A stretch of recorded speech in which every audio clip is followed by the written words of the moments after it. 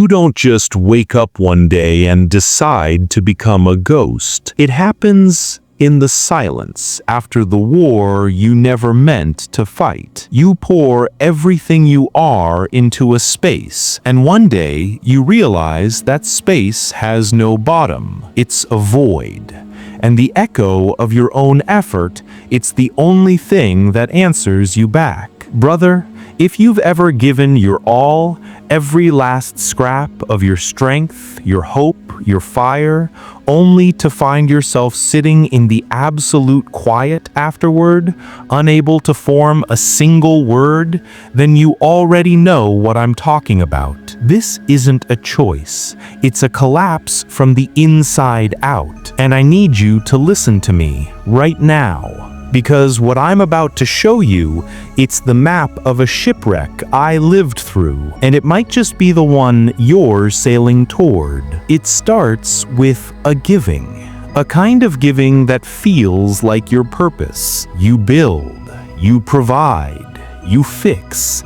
You are the wall against which the storm breaks, and it feels good. It feels like strength. I remember the feeling. Coming home not to a person, but to a project. A beautiful, endless project that smiled and asked for more. And I gave it. I gave the overtime checks, the weekends spent fixing things that were never broken, the silence when I wanted to argue, the apologies for wounds I didn't inflict. I gave until my own reflection in the bathroom mirror at 3 a.m. started to look like a stranger.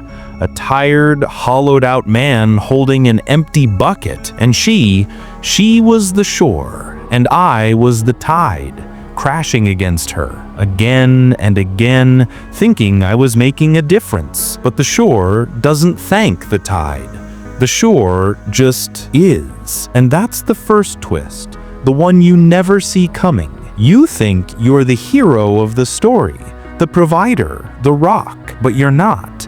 You're the resource. You're the timber being fed into the fireplace to keep someone else warm. And you watch yourself burn, piece by piece. And you tell yourself, this is what warmth costs. But the cost has a final price. The withdrawal isn't a punishment. It's a triage. This is where they get it wrong. They call it the silent treatment. They call it cold.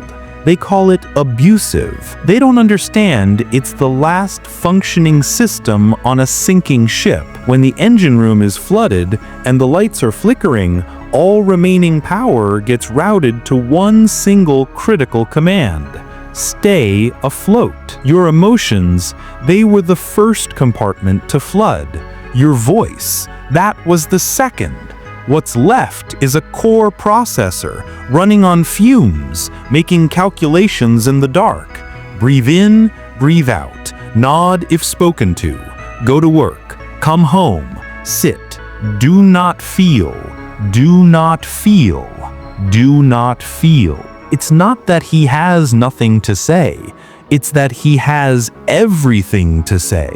A tsunami of unsaid words, unscreamed screams, unwept tears, and the levee he built to hold it all back is the only thing keeping his entire world from dissolving into the sea. To speak a single word is to risk a crack in that levee, and he knows with a cold animal certainty that if that levee breaks, he will never, ever be able to rebuild it. So he goes silent. He becomes a fortress with no drawbridge, not to keep others out, but to contain the devastation within. Let me break down the architecture of this silence. These are the shields that slide into place, one by one, until the man you were is just gone. 1. The emotional bank account is bankrupt.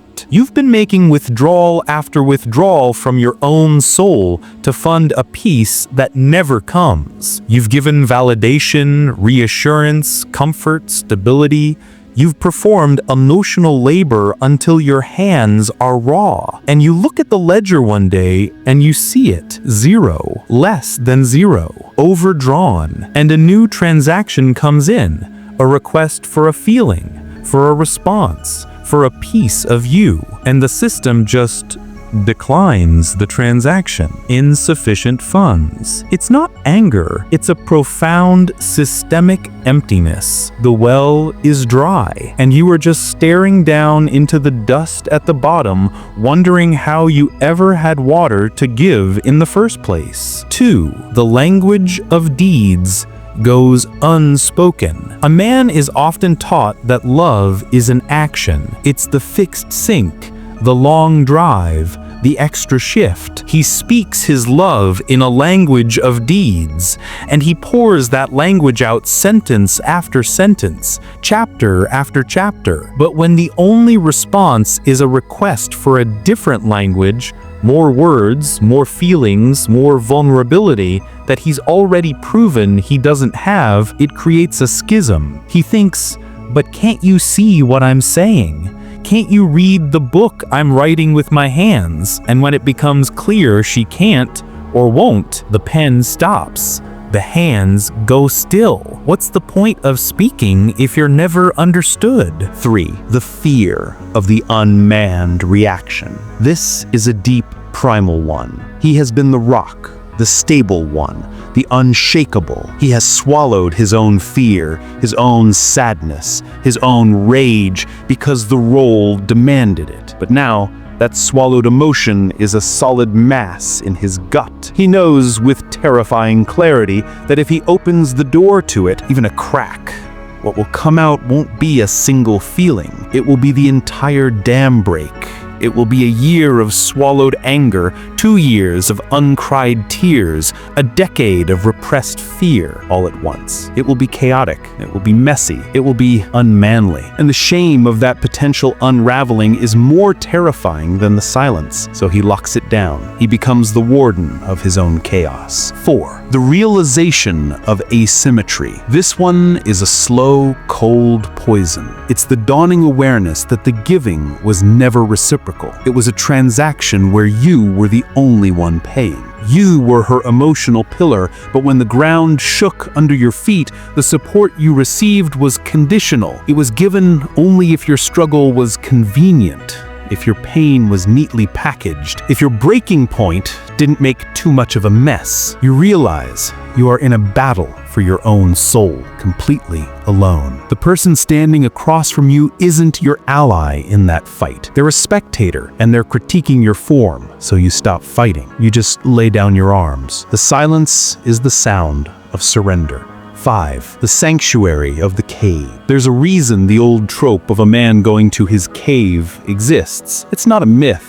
It's a psychological retreat. When a man is wounded, when he is exhausted, his primal instinct is not to talk it out. It's to go to a quiet, dark place and lick his wounds until he's strong enough to face the world again. But what happens when the war never ends? What happens when the cave is no longer a temporary shelter, but the only habitable place left? He moves in permanently. The silence becomes his walls. The withdrawal becomes his furniture. It's not home, but it's safe. And after giving everything, safety is the only currency that matters. 6. The grief for the man you were. This is the silent scream at the center of the silence. It's the mourning. You are sitting in that chair, in that silence, and you are holding a funeral for the man you used to be, the man who had hope, the man who believed in grand gestures, the man who thought his strength was infinite. You are watching that man's coffin lower into the ground, and you are the only mourner, and you can't speak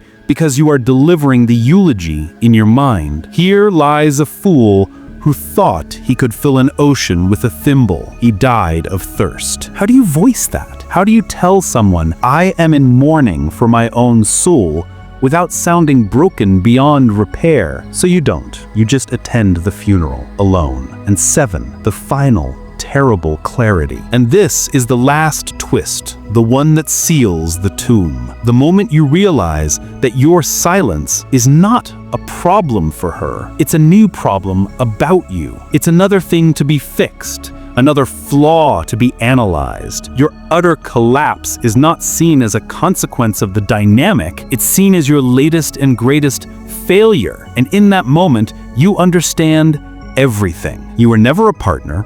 You were a function, and you have malfunctioned. A functioning appliance doesn't get empathy. It gets repaired or replaced, and you are beyond repair. And so is this. So, what's the way out? Is there one? Brother, the way out begins with a single, brutal admission. You have to stop pouring your soul into a vessel that has no bottom. You have to turn that relentless giving energy back inward. You must become the shore you've been seeking. You must build your own fortifications, not to keep love out, but to ensure that your core, your spirit, your fire is never again available for plunder. This isn't about becoming hard. It's about becoming whole. It's about recognizing that your silence isn't the disease, it's the symptom. It's the body's shock response to a spiritual hemorrhage. We must learn the difference between giving from a place of abundance and giving from a place of deficit. One is love, the other is self-immolation. This path, it's lonely at first. It's the path of looking at your own reflection and finally seeing the man who has been starving and deciding, for the first time, to feed him, to protect him, to grant him the silence he needs to heal, not as a prison, but as a sanctuary. The world will scream that you are wrong, that you are broken. Let them. They weren't in the war. They didn't see the fall. Your silence is not the end of your story. It is the blank page before a new chapter, one you write for yourself, by yourself, with ink made of your own reclaimed strength. But you have to pick up the pen. Brother, if this cut deep, if you saw your own reflection in this hollowed out glass, then you're already waking up. This is just the first layer.